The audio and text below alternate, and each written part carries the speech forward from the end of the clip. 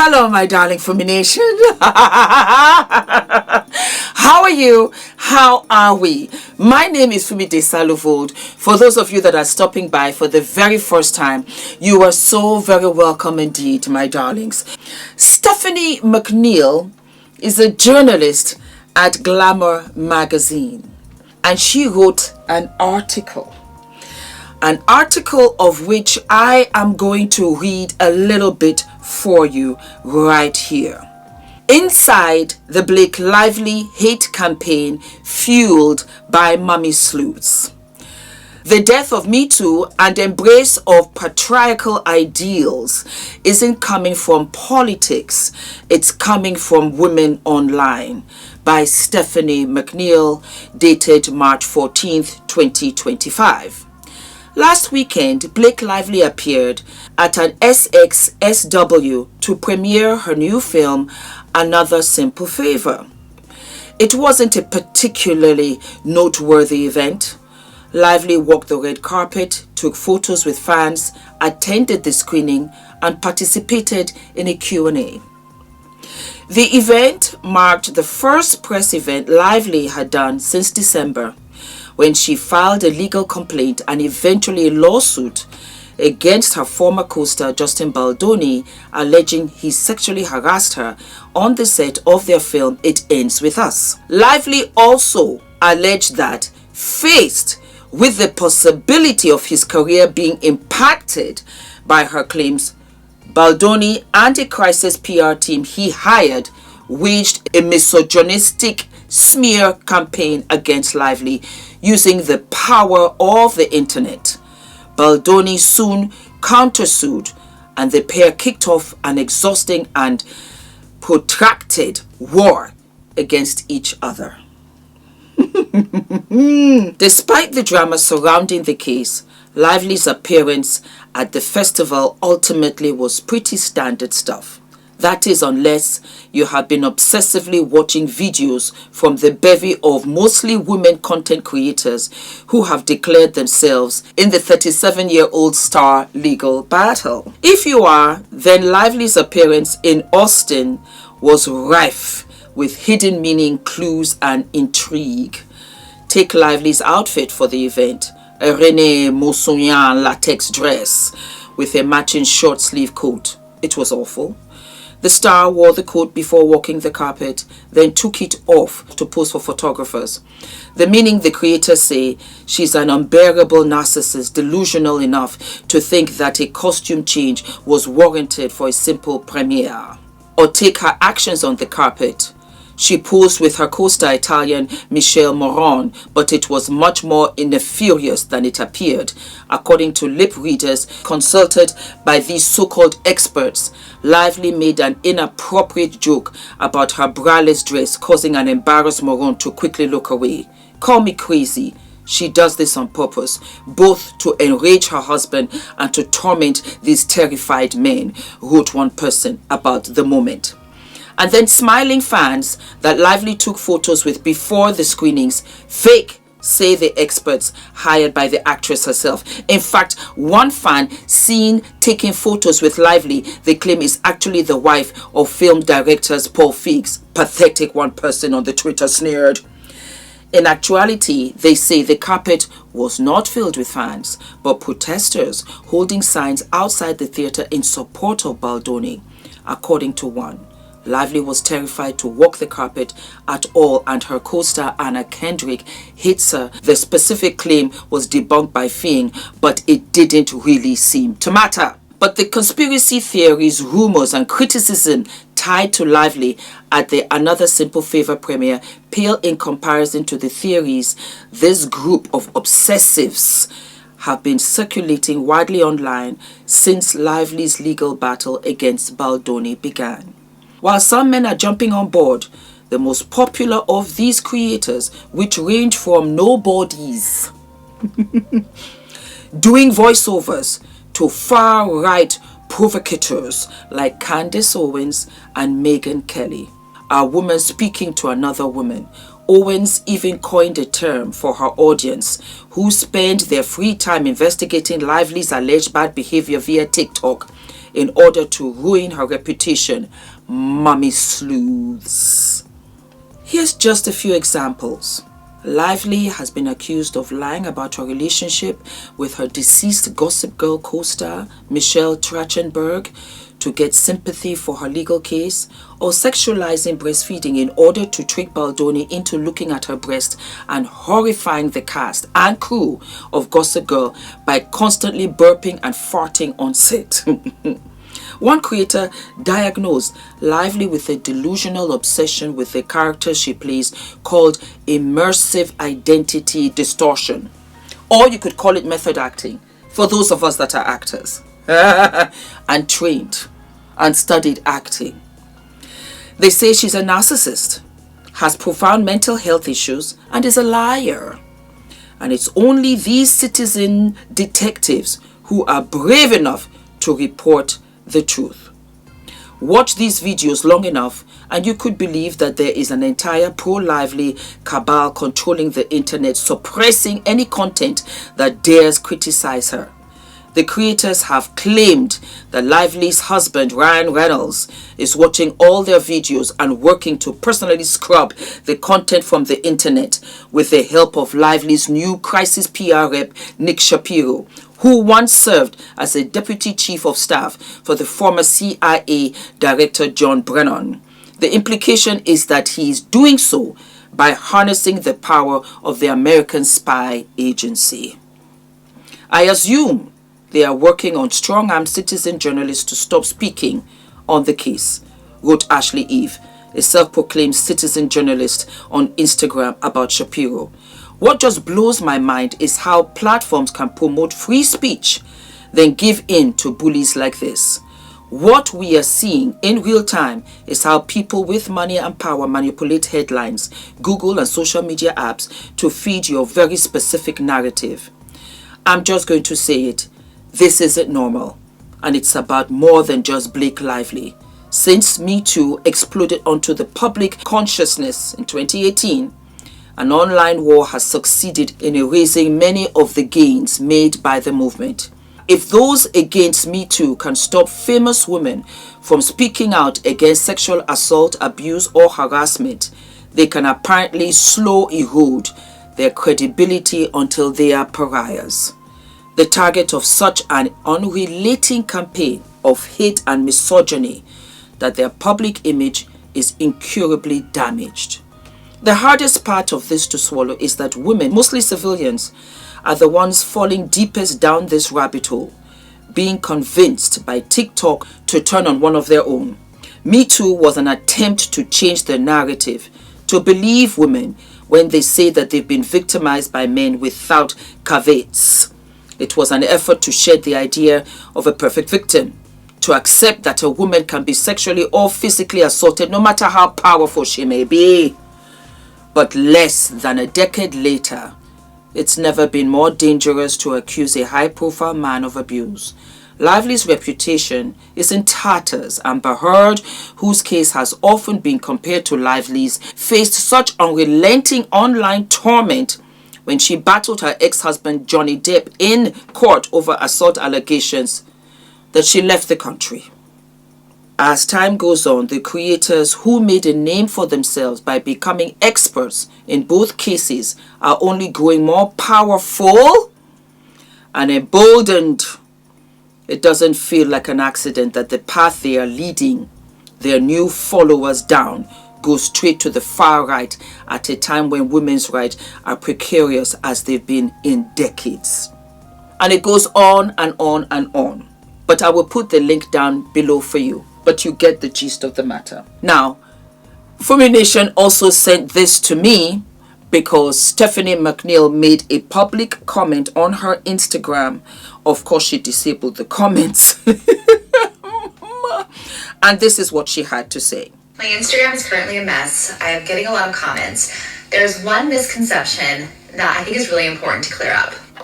There is this belief that me, as someone who works for corporate media, has more of an incentive to lie or bend the truth or create drama or share things that are misleading than people who are independent creators or citizen journalists on TikTok or Instagram do. The complete opposite is actually the truth. A lot of these creators will say things like, I'm not beholden to corporate media. I don't get paid for this. I'm only doing this because I believe in the truth. But they are not only getting paid for creating this content, they get paid the more dramatic that it is, the more they can keep you guys engaged, the more crazy it is, the more theories they can come up with. They are the ones profiting off of the Blake Lively drama. Look, I love when people read my stories. Obviously, it matters to the bottom line of my employer, but at the end of the day, like, personally, I make what my salary is, whether, 10 people read my story or 10 million read my story.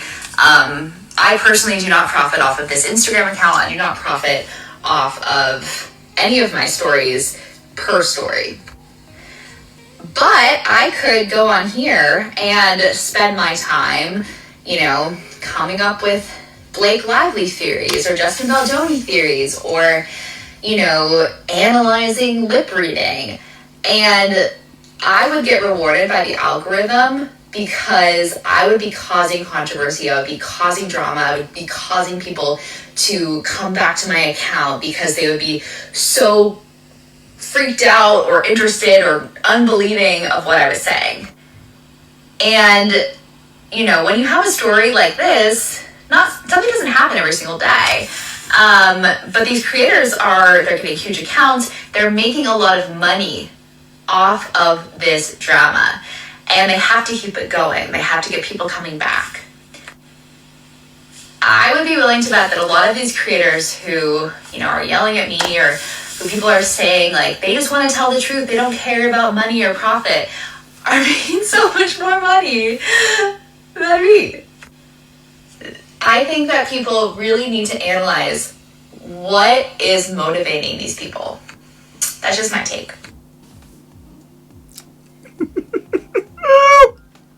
So what do I think of this? Stephanie, I don't blame Stephanie for what she has come up with. Everybody is sleuthing, herself included. And she comes off to me as somebody who just thinks YouTubers do this for money. As many of you know, I've been here for 11 years. This is my job. As you rightly said, which is so funny to me, you said I work for a magazine. I get paid whether you read it or you don't read it, which means that you also work for a living. Do you work for a living? Yes, you do. Because my job is different from yours does not give you the liberty to feel that my job is less of a career than yours.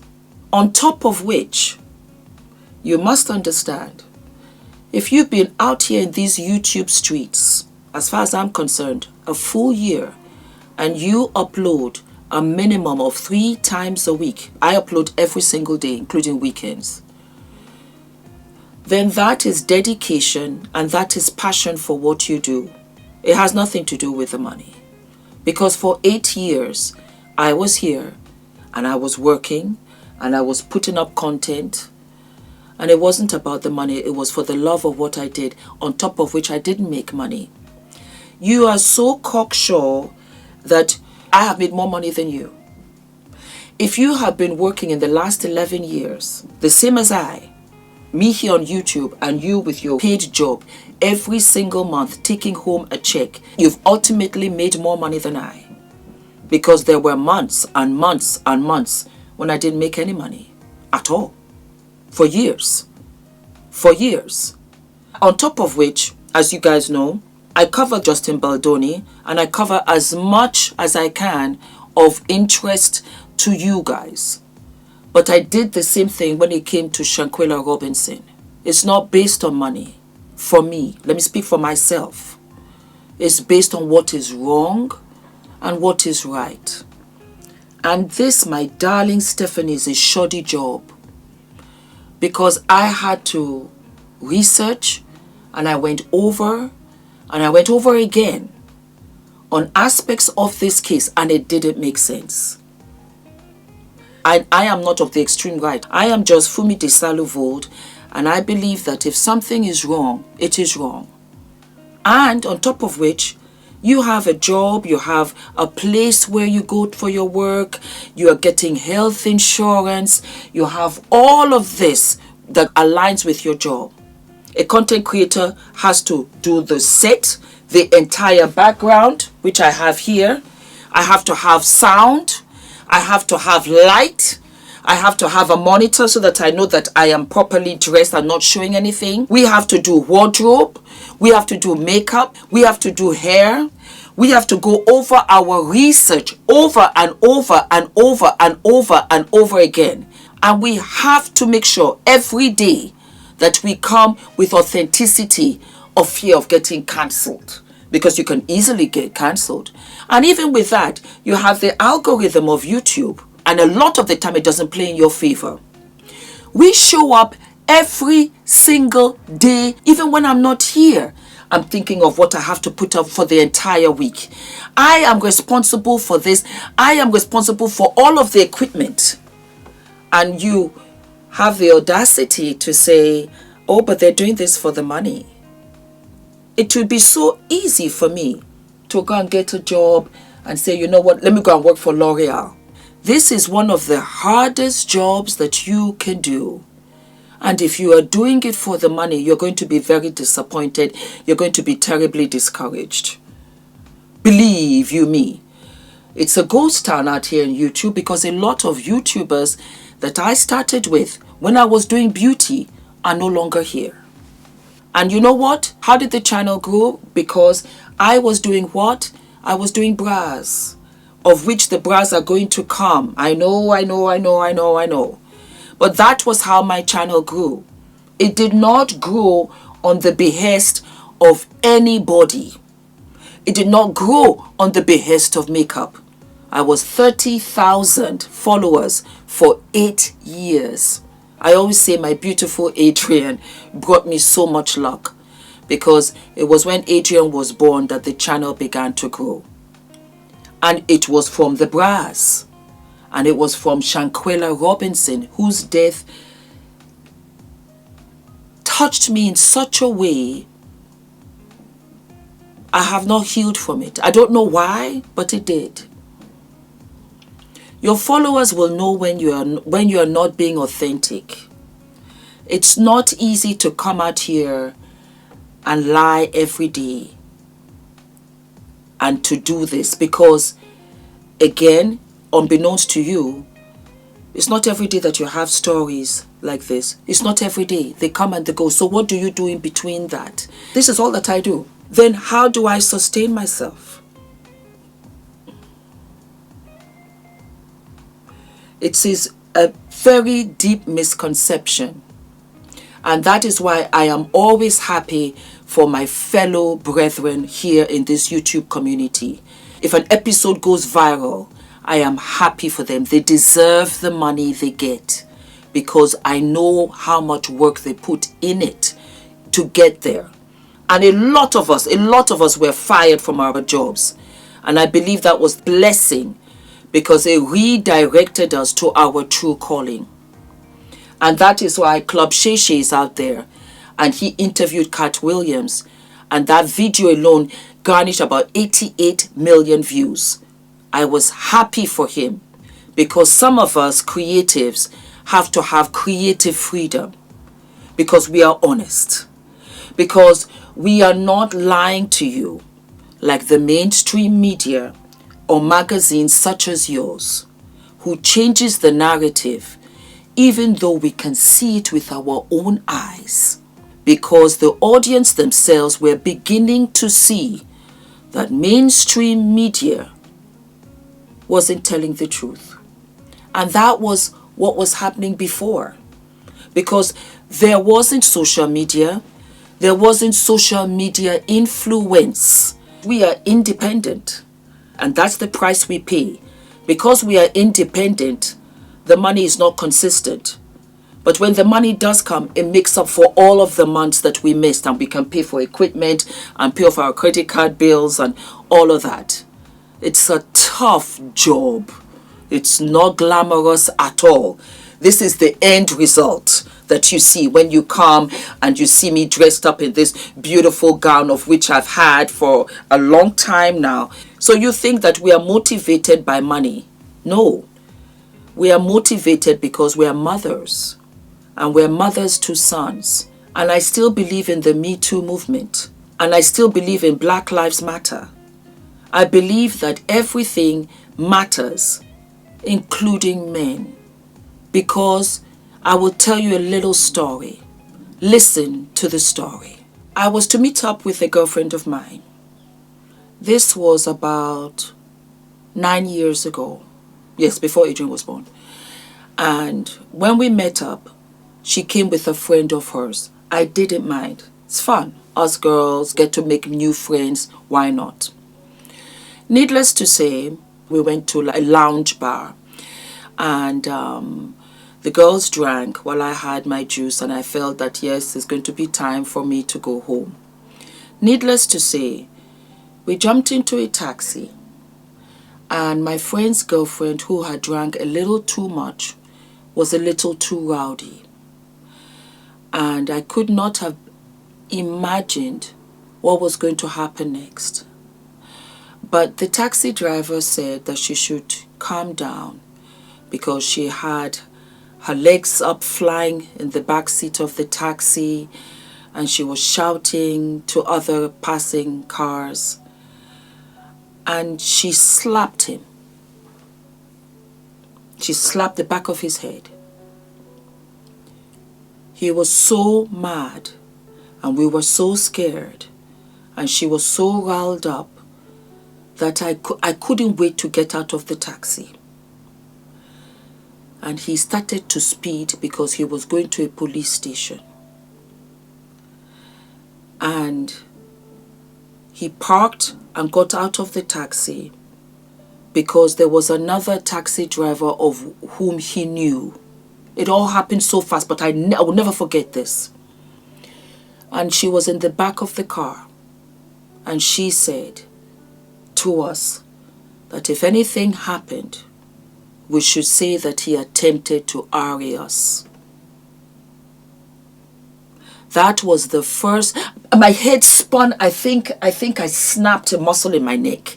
That was how shocked I was that she could be that devious, that she had it already prepared, that would be what she was going to say, and we should go with it. Of course, I screamed, absolutely not. Get me out of here. And I opened the taxi, and I gave the taxi driver my number. That's my old number. And I said, call me if you need me. And I walked for about 45 minutes trying to find a bus so I could make my way back home. About 4 or 5 days later, my friend called me and she apologized. And then she was like, but Fumi, you know, why are you so upset? You know, she was drunk. You know, it wasn't a big thing or whatever. We're not friends anymore. And that followed me. And I haven't talked about it till now. Because I have a son. And it changes everything. If something happened to Adrian, I would hold him accountable if he did it. But what if he didn't? And I do not believe that Justin did what he has been accused of. All I'm after is the truth. So Stephanie, I humbly extend to you that you come onto the show at any time We're very mature. We don't have to scream, shout. We don't have to call each other names. Even though you call me a bunch of names, I don't mind. And we talk about it. And we go through it step by step. That way, at the very least, either we walk away agreeing to disagree, or you walk away and you say to yourself, perhaps I should have done a better job with this article. That's all I've got to say.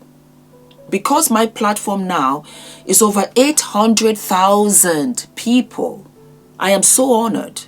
They bring all the content to me. They bring all the content suggestions to me. I didn't go looking for this. They brought it to me. Only do what the majority want. Because they would unsubscribe and they would unsubscribe. It would not grow. For Fumi Nation, they know, they see. Do I cover Justin Baldoni? Yes. But it's not only Justin Baldoni I cover. The channel has become so big, it's impossible to ignore what's happening now in politics, in pop culture, in law cases. The same thing with the Diddy case. How could I not have covered it? So I can understand the hiccup, and I can understand that you have been told to write this hit piece because you have to quieten us down. But that time and opportunity has passed. On the contrary, you only get more feedback than you ever desired. So you have to go back to the table at lunchtime and say, this is not working. Because these mommy sleuths, they're something else. And it will go on with every case. With every single case. Candace Owens is her person. Megyn Kelly is her person. I am my person. And the whole bunch of nobodies that you're referring to are becoming somebody's day by day. And the names will pop up and you get to recognize them as their videos go viral. So that is it, my darlings. Do not forget to like, to subscribe, hit the notification button, and you let me know down in the comment section what you think. And I'll see you what? I'll see you sooner than later. All of my love.